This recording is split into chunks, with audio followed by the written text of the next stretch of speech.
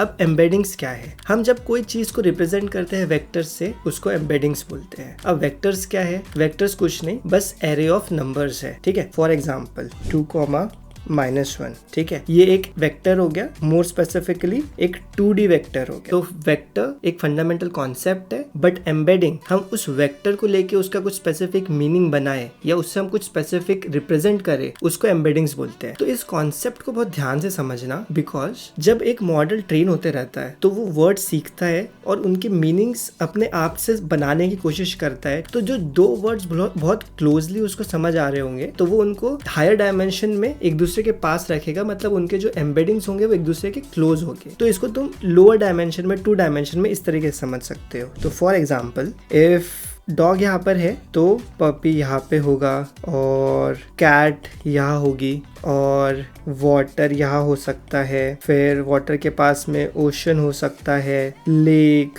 ये सारे क्लोज रहेंगे बिकॉज इनके जो मीनिंग्स है वो क्लोज है एक दूसरे से। और जो डिफरेंट मीनिंग से वर्ड्स होंगे उनके डिफरेंट आइलैंड्स बन जाएंगे। और हर मॉडल एक अपना खुद के डिफरेंट एम्बेडिंग्स बनाएगा। तो हम एक मॉडल के एम्बेडिंग्स दूसरे मॉडल में यूज नहीं कर सकते, तो हमें एक सेम मॉडल यूज करना होगा उसके एम्बेडिंग क्रिएशन के टाइम पे, और जब हम उसको यूज करेंगे फॉर रैग या सिमेंटिक एनालिसिस कुछ भी। तो आई थिंक ये एक गुड स्टॉपिंग पॉइंट है। और इफ अगर तुम्हें कोई और टॉपिक अच्छे से डीप में समझना होगा तो कमेंट में बताना, मैं उन पे वीडियोस बना दूंगा।